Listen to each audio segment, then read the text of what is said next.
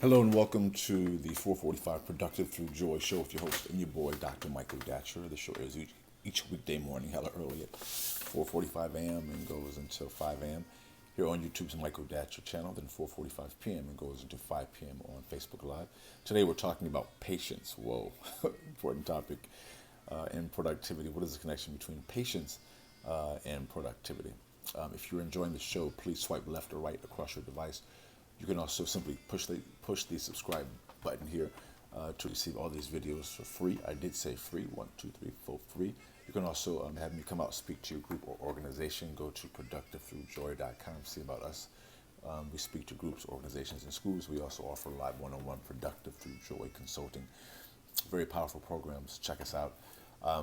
Again, today we're talking about patience and productivity. For those of you who are new to the show, let me say a few words about myself first.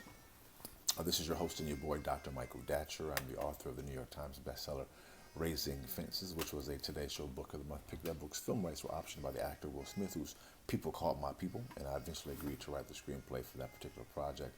I'm also the author of the acclaimed historical novel, Americas, which is set 13 miles from Ferguson, where, of course, Michael Brown was murdered and the conflagration that ensued there initially as well. I currently am a professor of English at LMU here in Los Angeles. My educational background is UC Berkeley as an undergraduate. My master's is from UCLA, and my PhD in English literature is from the University of California at Riverside. I'm an expert at being productive, all right? I don't say that to brag or boast, but people are oftentimes surprised at my level of productivity given how crazy my own personal narrative is. I am the product of a young girl who was raped at 16, gave birth to me at 17, and subsequently gave me up for adoption as a 16-year-old girl to a single divorcee. So at the time, no biological father, no adopted father. Listen, difficult times for the young MD, yet as Cool Modi famously said, how you like me now.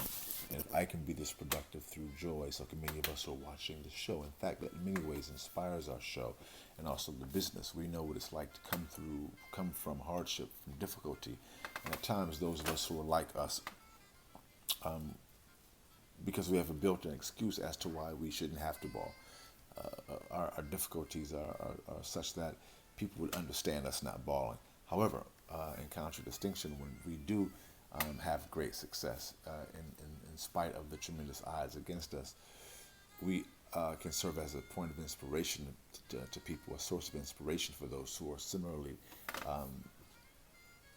challenged. And also, it just gives people a sense of encouragement for those who are not quite as challenged, that they can say, well, if this person with those challenges could have great success, I'm less challenged, so I should have an opportunity to also do well as well. So simply by doing us, doing you, me doing me, we have an opportunity to help people do them, all right?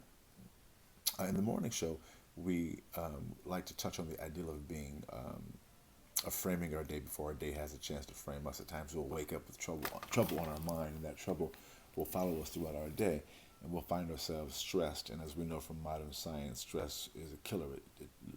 It literally takes hours and years off your life. So we help people to deal with that by engaging in the process of a ritual. A ritual can be defined as doing the same thing at around the same time.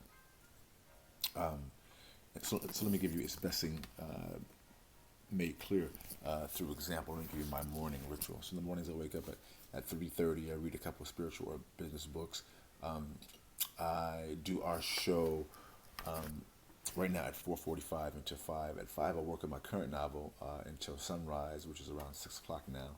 Although that just changed because of daylight savings time. We'll see what time the sun rises today. And then I go back to the beach to work on my to run up the coast, to go for my morning run. I live here along the coast. Then I go to the beach to meditate. I walk out. I live along the coast here in Venice Beach, California. I bring my drum, my chair. I go meditate, pray, do yoga on the beach just at dawn. It's very, very powerful because it's just me and the dolphins. There's a school pod of dolphins that swim with each day from basically Malibu down to Palos Verdes, and they pass by my Venice house all the time. It's really amazing. So I saw a bunch of them hanging out just the other day. So then I come back, I work on my book a while longer, then I go back to the beach to run up the coast past Santa Monica Superior all the way back here to Venice. So guys, by 9:30, I'm feeling amazing. My body is being flooded with endorphins, and as we know from 10th grade science, there's when the body is feeling joyful, there's a biochemical process happening. The body is again, the body floods itself with those endorphins, and those endorphins give us a sense of euphoria that we can then leverage to move ourselves towards our goals and objectives, which for me, of course, involve real estate, publishing, public speaking, and something else I can't think of it right now. What else do I do? Consulting, hello. And we're not saying do what I do, we're saying do what you do, and we help individuals do just that, do what they do. So I'm reading these 3 books now. I've added a 3rd book. The books change as I finish reading them. I'm reading a book called The Nag Hammadi Library. Now, this book is a compendium of kind of ancient spiritual scriptures. Also reading a book called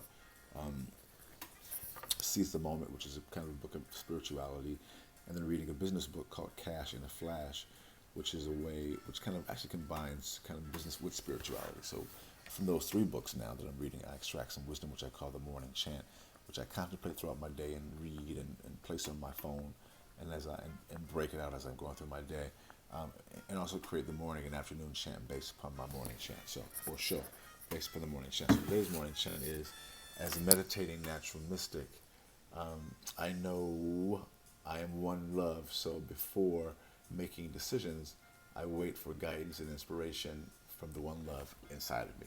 Right? And so I think about that particular idea and also create the morning show. So today we're talking about patience, because that particular reading is tied, of course, to patience and listening to the inner spirit, the inner guide that really all of us have. And so let's dive into the topic. Again, if you're enjoying the show, please swipe left or right across your device. Definitely share this video on your social media networks, and certainly reach out to me at productivethroughjoy.com. Take advantage of our group talks to schools, organizations, or other orgs, nonprofits, whatever you do that engages people. Reach out and see if we can help you help yourself. All right, and we also, of course, offer live one-on-one Productive Through Joy consulting to entrepreneurs as well. So let's dive into the topic for today: patience. All right, point 1 is that you want to develop patience. You know, in the world of the entrepreneur, especially, it's a very type A, go, go, go, go, go, push, push, push, rush, rush, and there's some benefit to that. Right, I'm engaged in that all the time. I know what it's like to do all those things. And it's good to have that balance with patience, because patience will give you an opportunity to make decisions that will have a longer lasting impact that are going to benefit you, which goes into point 2. How do you develop patience and get the benefit of patience? Well, we help people to tap into patiently waiting for that inner spirit. No, we're not saying be inactive. We're saying let the action take place inside of you, in the mind, really doing your due diligence. But also for us, it involves tapping into that spiritual realm, as you heard from my morning chant. Just tapping into the spiritual realm and allowing that inner spirit, that gut feeling, that thing that we all have, speak to us and help us to guide, after doing our due diligence, guide us in our decision making, which goes into point 3. As you begin to combine that mixture of spirituality and listening and tuning into that spirituality with due diligence, you're going to have an uptick in productivity. I guarantee it. That thing is real. That spirit thing, that primordial energy that we all have, that thing that was here first, that thing is for you. It's on your side. It is a thing that also creates the so-called gut feeling, or the intuitive impulse that many of us have, that's maybe even saved our lives, but certainly led us to some good decision making in our life as well. So, boom, goes the dynamite. That's it for today's show. We are each weekday morning, hella early at 4:45 a.m. I'm talking fast. I'm going until 5 a.m. here on YouTube. Is Michael Datcher. Who's Michael Jackson? Michael Datcher channel. Then 4:45 p.m. to 5 on YouTube's Michael on Facebook Live. All right. So until this afternoon, we will see you soon. Thanks for being here. Until then, let's talk about it and be about it. Deuces.